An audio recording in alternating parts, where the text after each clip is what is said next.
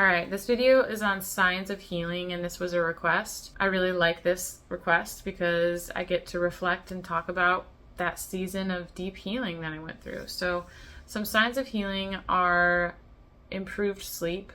That's a big one.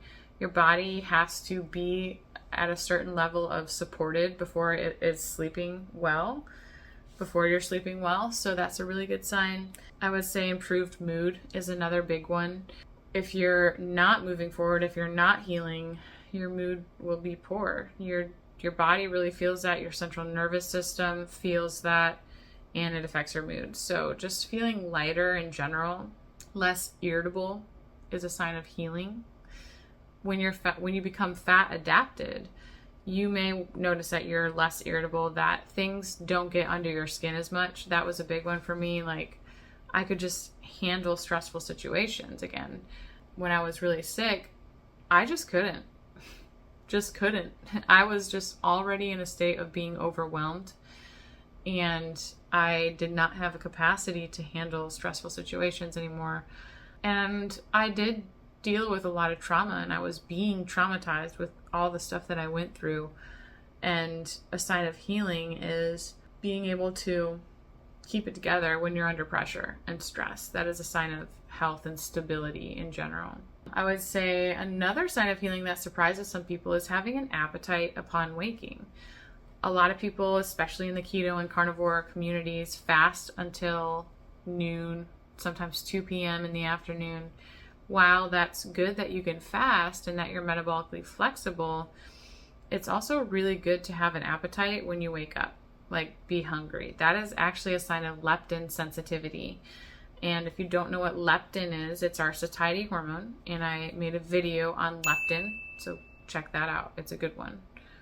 It's important to understand leptin. And there's so much to understand about it that I'm still learning, but it's important to understand the basics of it. And so having hunger in the morning is a sign of leptin sensitivity, and it means that you must be supporting your circadian rhythm pretty well, because your cortisol is also involved in that. Many times people are like, I can't eat in the morning. I have no appetite.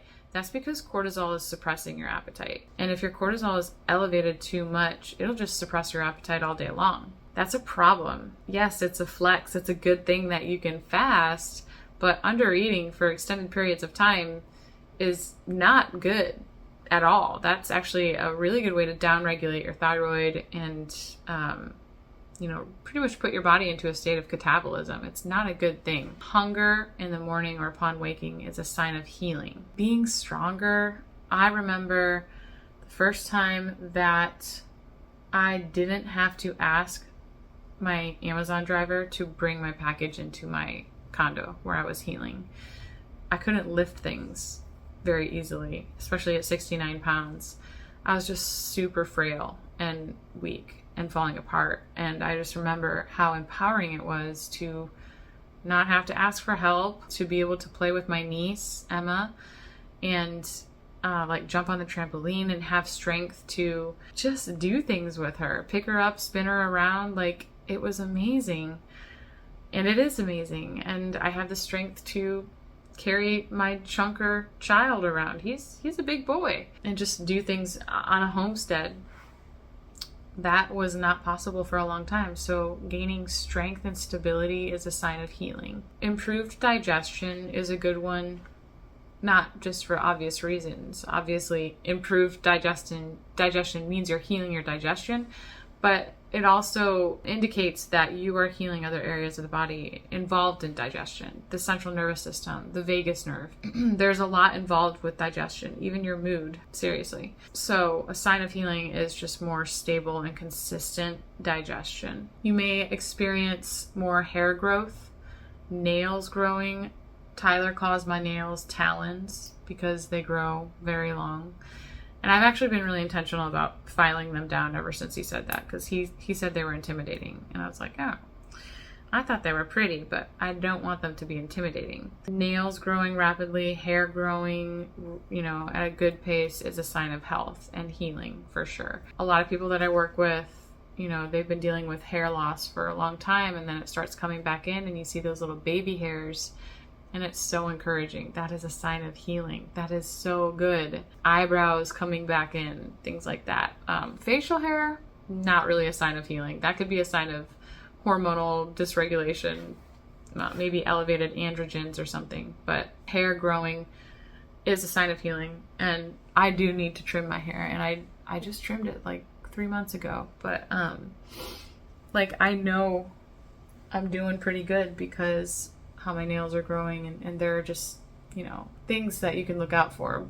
So biofeedback, but also your skin, your hair, your nails, those are all a reflection of what's going on. I would say your skin is a good reflection of your gut health, and your hair and nails are a good reflection of your thyroid. Even your tongue is an indicator of your health. The ability to just unwind and take a nap. Like when I was constantly stuck in a state of fight-flight mode, I could not nap. I'm still not a big napper. I'm not.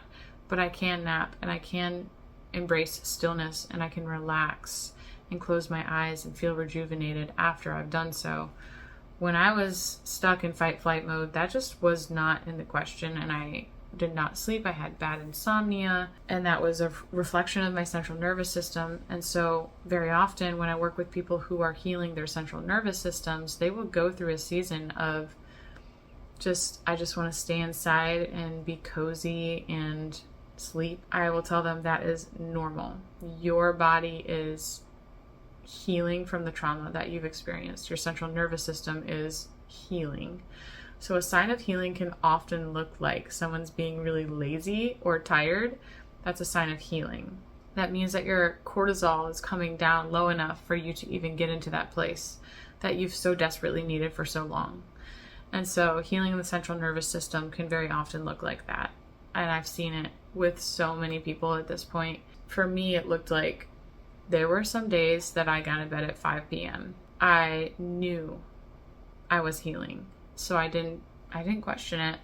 And I would be in bed for 12 hours. I would be in bed for a long time, sometimes longer than that, but I would be sleeping for a lot of it. I have no regrets.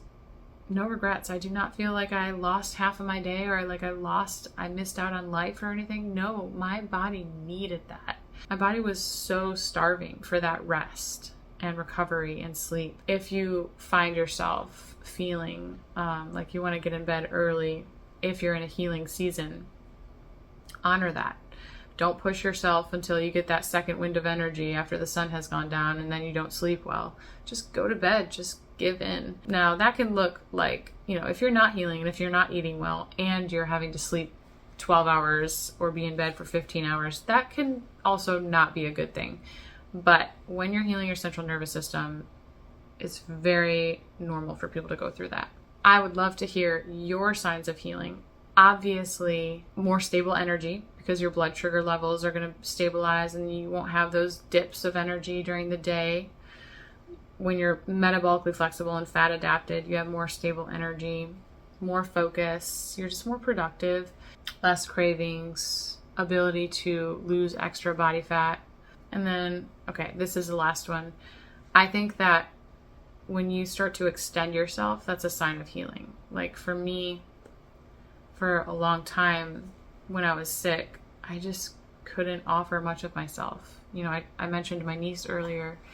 I used to feel so guilty and so sad that I just did not have the capacity to play with her. I would just get so stressed out about everything. I couldn't handle it. It was crazy. And when you're healthy and you're healing, you find that you have the capacity to extend yourself. You can look outside yourself. You can deal with inconveniences. Things just aren't a big deal anymore, and you get to living life, which is about loving others. It's about other people. It's not about you. It's not about me. It's about how I can love and serve other people. And I get to do that now that I'm healthy. And you can't do that if you don't take care of yourself, period. So extending yourself to others and your capacity for others is a good gauge of your health and healing. I started serving at the church we used to go to. I started leading on the worship team during my healing journey, and I remember that was a kind of like a big breakthrough moment because that was a lot for me. I didn't get home until 10:30 or 11 at night, And for someone who was going to bed at 5 p.m. some nights, you know, just a couple months prior, that was a big deal for me to commit to something like that and follow through with it and enjoy it and not feel wiped out the next day. Yeah, that's a sign of healing. And I hear this a lot too with clients. Like, I was able to go to a bridal shower and I didn't have to sleep for 20 hours afterwards. I wasn't as socially anxious. I wasn't getting the tension headaches. Like, it's just increasing your capacity to love others is a sign of healing. Share your signs below because I would love to hear them.